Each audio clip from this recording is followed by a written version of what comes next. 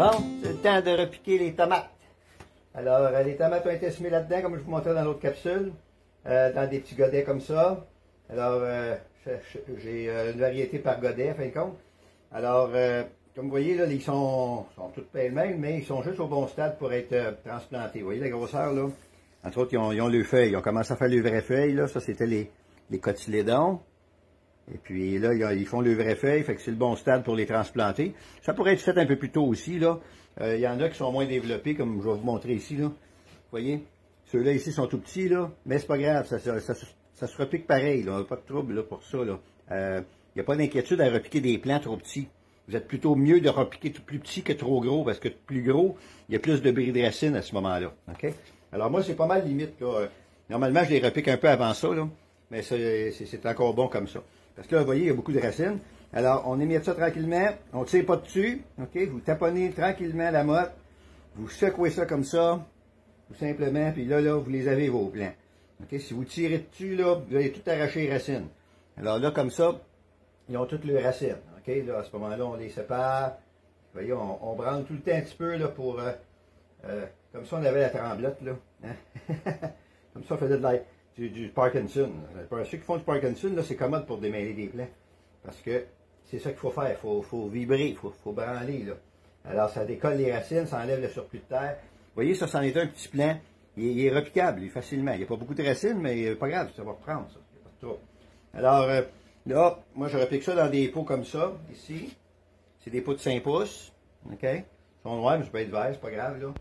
Et puis, là, avec un trou dans le milieu, je descends mon plant, je le tiens pour être à bonne profondeur. Comme vous voyez, ça, les plants de tomates, on peut enterrer un bout de tige.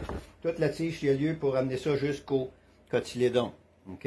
On va essayer de vous montrer, là. Vous voyez ici, là, il est jusqu'au joint des cotylédons. Alors là, ça va vous faire un plant qui est solide, puis le bout de tige qui est enterré va faire des racines, puis vous allez avoir un plant qui va être fort. OK? Alors, on prend de la terre.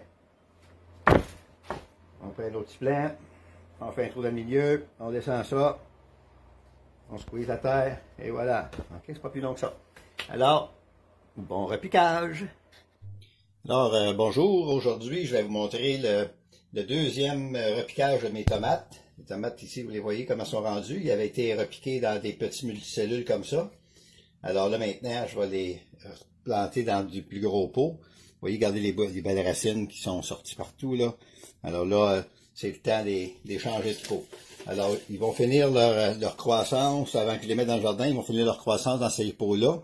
Je les identifie par un numéro. Chaque variété que j'ai, j'en ai une douzaine, a un numéro, tout simplement. Au lieu de mettre un paquet d'étiquettes et écrire le nom au long, là, j'ai 175 plants, fait que ça me tente pas. Alors, je les identifie par leur numéro, tout simplement. Et puis, j'ai la liste, là, des variétés, pour me référer. Ça fait que... Alors, je mets un peu de terre dans le fond, je le descends dans le coin, je le place dans le coin, comme vous voyez, parce que c'est plus facile à remplir de terre après ça. Alors, on n'a qu'un côté à tasser. Les racines, eux autres, vont s'en aller partout. Fait qu'on n'a pas besoin de mettre ça en plein centre du pot, là. Bon, ça s'en va là. Alors, on recommence. Je mets un peu de terre dans le fond. Donc, à peu près la moitié, peut-être un petit peu moins. Parce qu'en même temps, je veux essayer d'enterrer une partie de la tige encore. Vous voyez, les cotylédons sont ici. Quand j'ai fait le premier repiquage, je les avais quand même enterrés un peu, enterré une partie de la tige. Mais là, ça a continué à monter. Alors là, je vais essayer d'enterrer presque jusqu'au cotylédon. Donc, en le plaçant comme ça, je le baisse un peu dans la terre. Et puis, là, quand je vais remplir, vous voyez, je suis rendu au cotylédon. Alors, c'est fait. Tout simplement comme ça. J'ai des pots de toutes sortes de couleurs, c'est pas bien grave, hein, les plants, ils chialeront pas. Ils chialeront pas parce que c'est dans des pots jaunes, des pots bleus, peu importe. J'y vais avec des pots recyclés, évidemment, le plus possible, là, des pots qui ont déjà été utilisés. Mais il ne faut pas qu'ils soient trop fendus, hein, parce que, vous voyez comme celui-là, ici, là, il est fendu juste un petit peu dans le haut. Vous le voyez? Oui, ok. Juste un petit peu dans le haut, mais s'il était fendu plus loin, ce qui arriverait, c'est que quand j'arroserais, l'eau sortirait par là, puis le pot aurait tendance à rester sec au travers des autres. Et puis ça, bon, on ne le voit pas tout le temps, parce que à travers de toutes les pots, là, dans la chambre de semis, on les voit pas toutes. Hein, fait que, à ce moment-là, ça pourrait arriver qu'ils tombent trop secs, puis qu'on s'en rende pas compte. Ok, alors, voilà. je mets ça dans des plateaux comme ça. Ces pots-là carrés, ils en rendent 10 par plateau. Et puis, c'est ça. Donc, je continue à faire ce repiquage-là. Deuxième repiquage de tomates. Je vais avoir les piments à faire de la même façon aussi. Les piments, j'avais fait la même chose. Je les ai repiqués une fois dans des multicellules. Puis là, je les repique une autre fois dans leur contenant final pour aller jusqu'au jardin. À bientôt!